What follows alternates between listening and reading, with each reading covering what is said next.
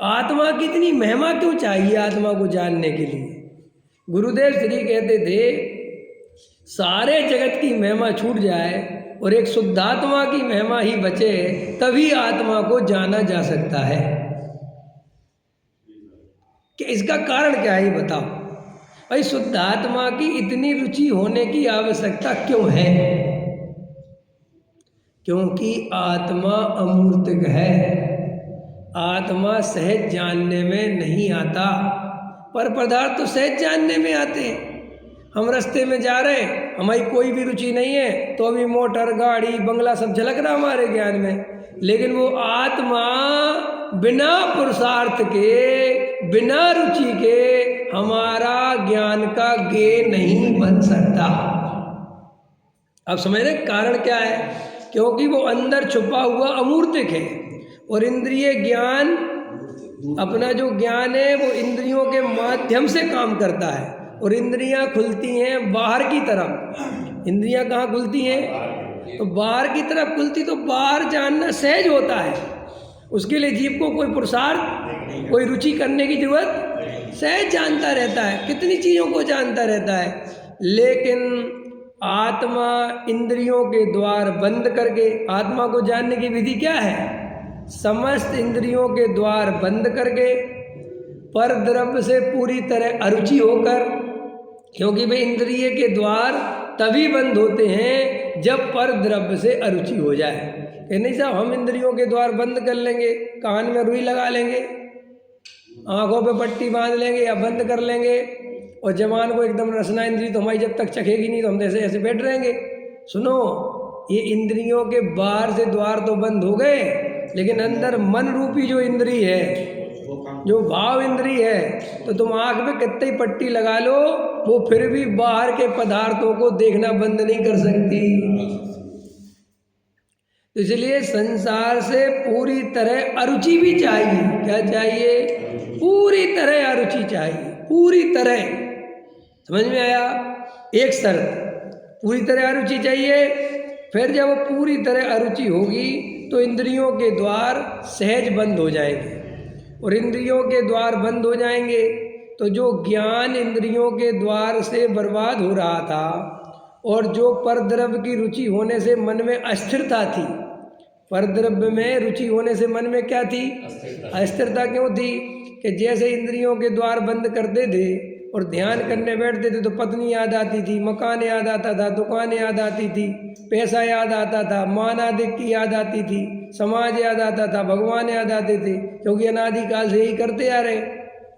तो आचार्य कहते जब इसने निर्णय कर लिया अच्छे से, शांति से, आँख खोल कर कि संसार में ये पत्नी स्त्री पुत्र मकान दुकान ये मेरे नहीं, इनका मैं कर्ता भोगता नहीं, इनसे मेरे सुख का कोई संबंध, तो ये रुचि टूट रही है अब।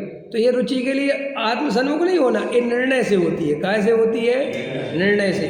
सब ध्यान से वस्तु स्वरूप समझा, गहरा तत्व विचार करा कि वास्तव में ये परद्रव्य मेरा हो सकता है क्या?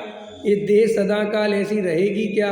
क्या परद्रव्य मेरी इच्छा के अनुसार परिणमन करता है क्या? और अगर करेगा भी तो क्या मैं सुखी होता हूँ क्या? मुझे संसार में अभी तक कोई सुख मिला क्या? ये संयोग का वियोग अनिवार्य होता ही होता है और जिनका हो जाता है वे भी दूसरे संयोगों में लग जाते हैं। इसका मतलब ये कोई उपाय है ही नहीं सुखी होने का, ये सब झूठा उपाय है। तो वो जीव अब इंद्रियों के द्वार बंद करेगा और आत्मसन्मुख होगा तो इंद्रियों के द्वार भी सहज बंद होंगे और तत्व निर्णय सही होने से उसके मन में एक प्रकार की शांति आ जाएगी, उसके मन में एक तरह की शांति बनी रहेगी। समझ में आया? और वो जो शांति उसके मन में बनी रहेगी उससे उसका उपयोग केंद्रित होगा, उसका उपयोग भटकेगा नहीं, और उपयोग भटकेगा नहीं तो वो एक जगह जाके अपने स्वरूप में लगेगा। इसका नाम है आत्मसन्मुख होना। इसका नाम क्या है रमेश जी? आत्मसन्मुख ऐसे होते हैं जी, बिना वस्तु स्वरूप का तत्व निर्णय करे बिना कोई भी ध्यान करने बैठ जाता है कि साहब ब्रह्म कुमारी वाले करा रहे हैं, फलाने करा रहे हैं, उससे कुछ नहीं होने वाला। क्योंकि पहले वस्तु की व्यवस्था तो पता हो। जब एक द्रव्य को दूसरे द्रव्य का कर्ता धर्ता मानता है तो वो आत्मा अकर्ता ज्ञायक दृष्टि में आएगा कैसे? आया समझ में कि नहीं है? ब्रह्म कुमारी वाले कहते रहते अच्छा सोचो, अच्छा सोचते रहो, जो काम करना उसकी भावना भाते रहो तो वो काम हो जाएगा। आत्मा में ऐसी शक्ति है, ऐसी शक्ति। तो लोग बहुत फॉलो करते हैं उनको, क्योंकि हमें बात नहीं कह सकते ऐसा नहीं है, हम भी कह सकते हैं, लेकिन हमें तो तुम्हें जगत के काम बनवाना ही नहीं है ना। अब समझ रहे मैं क्या कहना चाहता हूँ? आज उनके करोड़ों फॉलोअर्स हैं, तो वे करोड़ों फॉलोअर्स इसलिए होते हैं कि उन्हें संसार के कार्य अच्छे हो जाएंगे, तुम्हारे जीवन में खुशियाँ आ जाएंगी, तुम्हारे रोग चले जाएंगे, तुम ध्यान करोगे तो ये हो जाएगा, तुम ध्यान करोगे तो ये हो जाएगा, तुम्हारे अंदर पॉजिटिव एनर्जी भर जाएगी। और ये भाषा सबको समझ में आती है और तुम्हारा मन शांत रहेगा तो तुम्हारे अपने आप पैसा बढ़ेगा, तुम्हारा काम धंधे मन लगेगा, तुम्हारा शरीर निरोगी हो जाएगा। एक बार हमारे ध्यान में आओ तो सही, तो एकदम आदमी कहता बहुत अच्छा भैया, और जाता है तो असर भी होता है, क्योंकि वो ध्यान कराने की जो ट्रिक होती है उससे मन को शांति मिलती है। और देखो पॉजिटिव सोचना चाहिए, नेगेटिव नहीं सोचना चाहिए।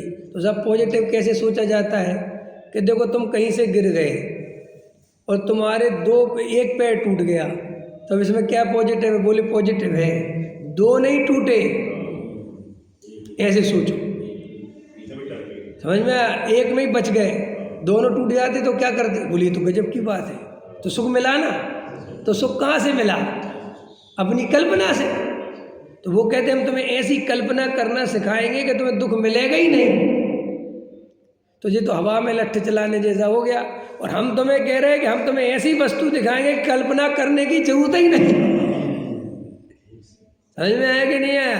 हम तो कह रहे हैं हम तुम्हें कल्पना कराने का काम बंद कर देंगे भाई साहब। समझे? हम तुम्हें इतना पॉजिटिव तत्व बताएंगे कि परम अकर्ता क्या है, उसमें नेगेटिव कुछ होता ही नहीं। समझ में आया कि नहीं आया? ये जितने भी चल रहे हैं ये शरीर का साइंस बताएंगे। अभी एक सदगुरु चल रहे हैं आजकल, करोड़ों अरबों लोग हैं, बाप रे बाप। तो वो होता क्या है कि तो आप मेडिटेशन करोगे आपको ये होगा, आपकी ऊर्जाएं जगेंगी, आपके अंदर शक्ति है, आपकी कुंडली द्वार जग जाएगा, आपके अंदर एक आप शक्ति का अनुभव करोगे, आप ये करोगे वो करोगे। और हमारे अंदर क्या है, मानसिकता ऐसी है आत्मा को कि आप जैसा गाइड करोगे ना वो बिल्कुल वैसी कल्पना में चला जाता है। और आप देखो अब आप बहुत अच्छा अनुभव कर रहे होंगे, आपको ऐसा लग रहा होगा शरीर से बीमारियां जा रही हैं, आप विचार करो जा रही है, देखो देखो सब उड़ रही है बीमारी। तो आज वो कल्पना लोग में ऐसा लगता है कि मेरी बीमारी ठीक हो गई। समझ में आया कि नहीं आया? और वो कहता है चलो एकदम, तो वो अपनी रीढ़ की हड्डी का दर्द भूल के एकदम चल देता है 10 कदम। तो देखो देखो चमत्कार क्या हो गया। और जबकि वो 10 ही कदम चल सकता है, अब उसके बाद उसको कहेंगे बैठा दो बैठा दो बैठा दो। अब इतना तो चल गए ना, चमत्कार हो गया, अब घर ले जाओ। अब इतनी जनता ने फोटो बना ली, वीडियो बना ली कि देखो वो उठ ही नहीं सकता था और वो उठ गया, जबकि वो उठा कैसे है? मानसिकता से। उसकी ऐसी तैयार कर देना जैसे भैंसे का ध्यान करते हुए कोई पुरुष अपने को भैंसा अनुभव करता है। हाँ, अमृतचंद आचार्य उदाहरण दिया ना कि भैंसे का ध्यान करता हुआ पुरुष कि मैं भैंसा हो गया, मैं भैंसा हो गया। तो भैया वो इतना ध्यान में डूब गया कि जबकि उसके गुरुजी ने कहा बाहर आओ, तो वो कह रहा इतने बड़े सींग है भैया, ये दरवाजे से बाहर आ ही नहीं सकता।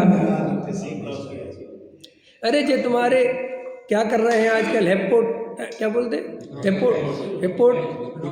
हिप्नोटाइज करते हैं और वो जो है उठा के ले जाते हैं, आदमी उसका गुलाम हो जाता है। जे तो आप ऐसे ही देखते हो, जो कोई चमत्कार नहीं है, जो कोई भगवान नहीं करता, जे उसकी कलाकारी है, आदमी उसकी बातों में खोता चला जाता है।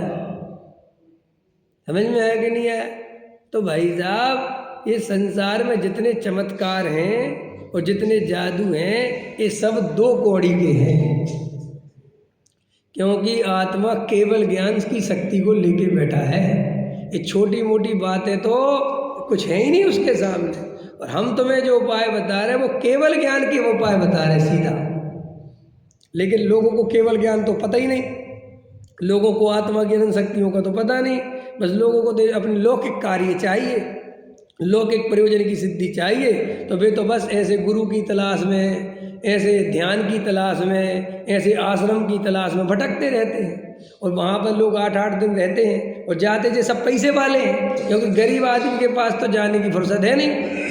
अब वहाँ पे जाके एकदम VIP कमरा देंगे, रिसोर्ट बोलते हैं उसे, क्या बोलते हैं, और वो प्रकृति की उसमें बनाते हैं, तो आदमी को वैसे ही मजा आ जाता है। समझ, स्विमिंग पूल भी है, वो आदमी इतना प्रसन्न हो जाता है, वो कहता है बहुत अच्छा, और 2-3 हज़ार रुपये दिन का खर्चा। अब ऐसे में कहने जाओ कि हम किसी होटल में जा रहे हैं तो सब पापी समझेंगे, लेकिन आश्रम में ध्यान करने जा रहे हैं तो सब धर्मात्मा समझेंगे। समझ में आया कि नहीं? और वहाँ जाके थोड़ा ध्यान भी करा दिया 3 टाइम, थोड़ा नाचना कूदना भी करा दिया, और बोले अपना छोड़ दो, सब फ्री करो, सब गुस्सा छोड़ो और गहरी गहरी सांसें लो, और देखो तुम्हारा गुस्सा सांस के साथ जा रहा है। समझ में आया कि नहीं? वो एकदम कहता हाँ बिल्कुल चला गया, और मोबाइल कोई छुएगा नहीं, 3 दिन तक मोबाइल बंद रहेंगे।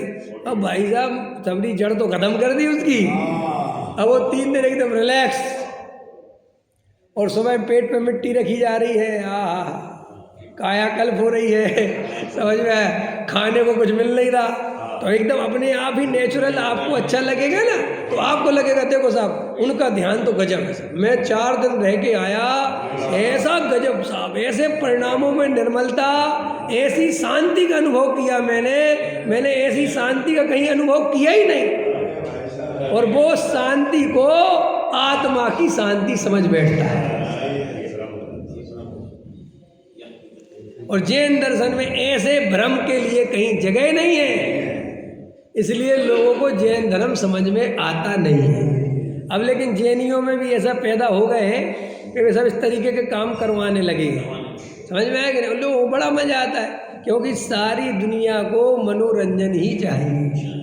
वीतराग भाव का ज्ञान ही नहीं है तो वीतराग भाव चाहेगा कहाँ से? सबको अपने शरीर को सही करना है, समझ में आया, बीमारियों को सही करना है, पैसा बढ़ाना है, और आत्मा का ध्यान भी करना है। तो एक पंथ 2 काज है कि नहीं भाई? आत्मा का ध्यान भी हो रहा है और बीमारियां भी दूर हो रही हैं और पैसा भी बढ़ रहा है, क्योंकि उसको ये भी पढ़ा दिया कि जब तुम ऐसे करोगे तो पैसा भी बहुत बढ़ता है। करते कि नहीं करते?